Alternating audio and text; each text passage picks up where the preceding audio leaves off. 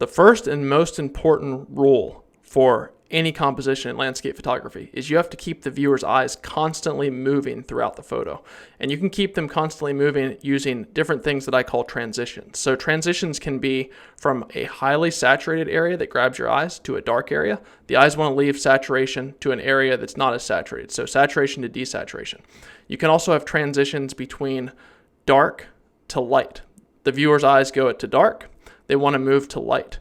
You can also have transitions between high detail, such as the foreground right here, and going to lower detail as it goes back into the image. So anywhere you can keep the viewer's eyes moving using color and light will keep them interested in the photo. As soon as they stop looking at the photo or become uninterested, they're not going to want to look at your other photos. So this is very important. So the first thing I'm doing whenever I step up to take a photo is I'm asking myself, is this heck yeah or no? Meaning, do I absolutely love the image that I'm about to take? Am I going to be excited to edit it? If I'm not, then I'm not going to take it at all. If it's not going to make my portfolio, I don't take it. Now, this only comes after you've been shooting a long time and you're an expert at camera technique, meaning you don't have to think about camera settings. Your fingers just move across the camera to take the shot. When you're learning camera technique, shoot everything because this is what's going to get you better at camera technique. But once you're an expert at camera technique, you should be asking yourself, heck yeah or no, for the start of every single composition. So let's look at some transitions in this photo and how I use them. Number one, you want to make the viewer's eyes grab on something immediately when they look at the photo. So I use these trees right here. Now, when they look at something, it's going to be something that's bright or saturated. The eyes are always drawn to bright or saturated things. And then I use the center of attention. The center of attention in any photo should be something that you're looking at immediately. Where do you want the eyes to look at in the photo? This is clearly the center of attention. You can identify the center of attention because if you removed it, the photo wouldn't work. It wouldn't be a heck yeah composition. So what I'm doing is I'm taking the center of attention of the photo, placing it on the approximate, that's a bad straight line, back right or back left of the photo or wherever it's going to be. Just create a center line whenever you're out shooting. Identify the center of attention. For me, it's right here. And then you want something to grab the eyes and show scale in the opposite bottom of that. So here's the center of attention. I just set up this image so the eyes would grab here first. This is going to show scale and also offset across that diagonal to balance the photo. This is a really easy way to get nice balance in your photo. It doesn't have to be perfect. It's just something you can start out with. So this is a transition right here. My eyes are going to grab the saturated thing. When they grab saturation, they're going to want to break. So they're going to look for desaturation, which is right here. Once again, once they grab desaturation, they're going to look for saturation again. And that's going to lead my eyes up to the sky and the peaks. So that's a really good way to move the eyes across the photo. You can also use transitions between dark and light, such as this line right here, to create what I call leading lines. These are just lines that the viewer might not know are there, but you can use to move their eyes across the photo. So if their eyes start here with these light pieces of grass or saturated pieces of grass, remember things that are light and saturated grab your eyes. They're going to move along this line up into here. This can also be a leading line here. Notice how it's a dark to light transition. And then you have this lake that's also breaking up that center ground. You also have this light area surrounded by dark that's going to be a dark to light transition. Use these to create lines throughout the photo. So no matter where your eyes start in the bottom of the photo, they're going to move to these trees right here. Then they're going to want to escape to something that's dark or desaturated, such as this area down here. And then they'll once again be drawn to light and saturated areas, such as this region up here. That's just going to help the viewer's eyes constantly interested and move through the photo. Remember, if you remember one thing from this video, remember you constantly want to keep the viewer and their eyes moving to different places around the photo, darting from one spot to the next. And you want to control how those eyes move, and that's how you're going to make really interesting compositions. Because once they stay on the photo for a while and they see a bunch of intricate detail, they'll be like, oh, well, this is a cool photo. I'm going to move to the next photo in this portfolio. I always eye the composition first with my eyes. I just want to outline with my eyes in the field what I want the actual composition to be. And then I just use the camera as a data collection device. So whenever you're looking at these scenes, don't get confined by the 3:2 crop factor of your camera. Outline your composition and say, how do I collect the data for this so I can edit it back at home? This is a 4-shot pano, but notice how when I crop this down to edit it, I didn't make it extremely wide. It's about a 1080 view, maybe a little bit less wide than 1080. Whenever you're cropping, if you crop your panos and they're really long and wide like this, they don't show up well on any type of screen. It might look great printed, hung up on a wall, but it's not going to fit a phone screen or a computer screen, which is where most people are viewing your photos. And you're not going to see all the nice details. So when I take panos, I keep them pretty close to a 1080 or even a 3:2 crop. You're just capturing the data in the field. So I saw this one. I knew that I needed something to grab the attention in the bottom right of the scene. So I just used this dark to light transition along these trees to move the eyes from this side. And then I just used some of this dappled light here. Remember, things that are light or saturated are going to grab your eyes. These trees right here will grab your eyes, and then they'll want to break from light saturated, so they'll go to dark desaturated. You also have this leading line here that brings the eyes down from the side back into the center of this image. So whenever I'm setting this up, I'm looking at the foreground and saying, okay, I need to get the viewer's eyes from something interesting in the foreground up into the rest of the photo. I also need to show scale. So this is Glacier Peak. This is around 11,000 foot peak. I've climbed to the top of it. Absolutely awesome climbing. But you wouldn't know how big this was if you didn't have these trees down here for scale.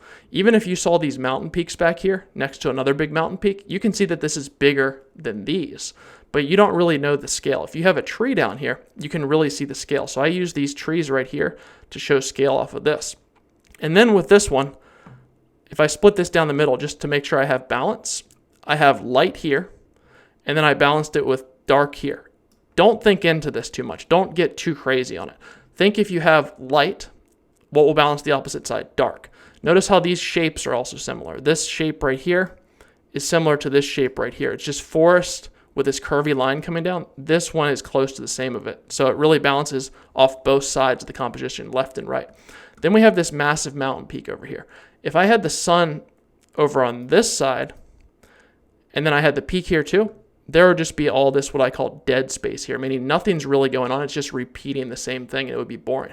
So I made sure that the sun and this nice valley coming down through here was on this side of the composition. Don't look for this perfect balance, like it has to be exact same spot.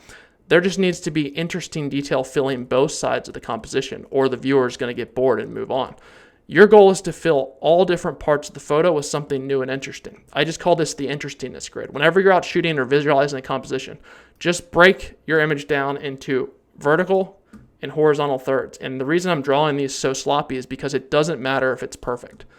Your goal is to fill each sector. I call this the interestingness grid. You guys can check out my 5 composition secrets video on this if you put it in YouTube. So you want to fill each part of this with something new and interesting. So if this was all blue sky up here, this would all be the same, meaning it's just repeating and the viewer gets bored looking at it. But when you have all these different amounts of light at different tonal values and different colors up here, it fills that whole part of the scene. We have the mountain peak up here, we have the sunlight and clouds up here, and we have different color clouds and sunlight up here. The center, these are all different. So we have this looking different than this, looking different than this. They're all something new and interesting. Down here in the bottom grid, different, all different lighting values and all different tonal values. So you can fill this grid with something new and interesting. It doesn't have to be mind-blowing. It just has to be different than the boxes next to it. The viewer is going to constantly move their eyes through this grid. It's going to make them really enthralled by the photo, and they won't be able to look away. Another very important technique whenever you're shooting mountain landscapes is color harmony. And you can use colors as transitions, meaning you want to look at your color harmony, meaning your color wheel. If I pull up my color wheel here, you can see the key color. The key color is the main color in the image that without it, the photo would fall apart. So I would identify the key color as yellowish orange right here. Don't go overboard on this, guys. There's not a perfect key color. It's whatever color is dominant and you need in the image.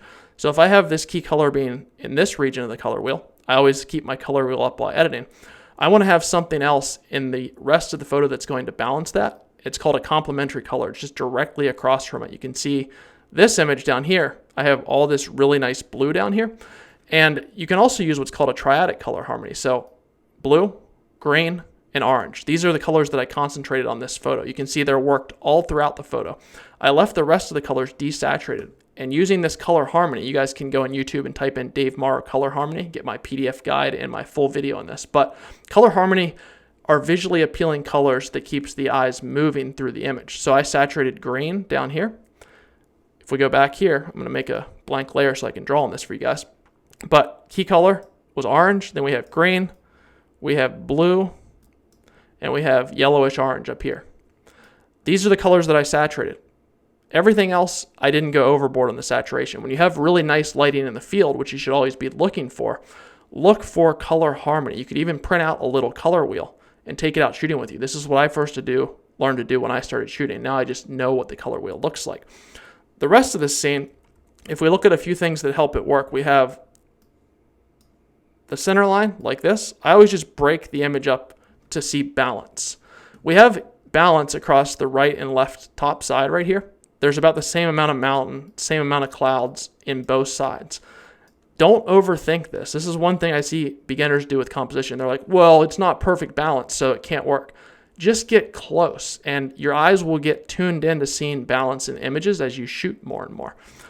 On the bottom, we have balance with this lake right here and this lake right here.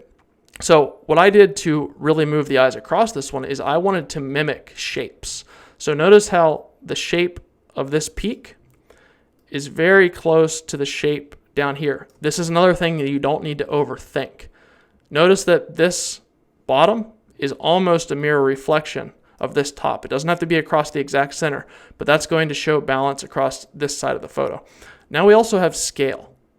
Once again, I use these trees to show the scale of the peak. So when I have these big trees in the foreground, your eyes assume that these are the same size trees in the background, and these are the same size trees here, and then they go up to this massive peak that I climbed out to.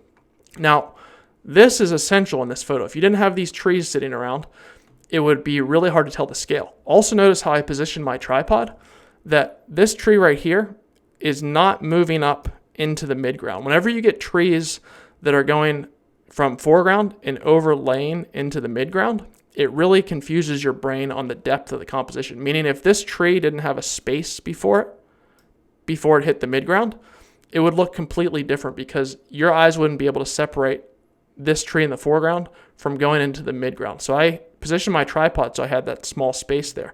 I also positioned it so I have this small space here. You can see the separation here. Here's a good example of a tree that's in the foreground and it's overlapping into the midground.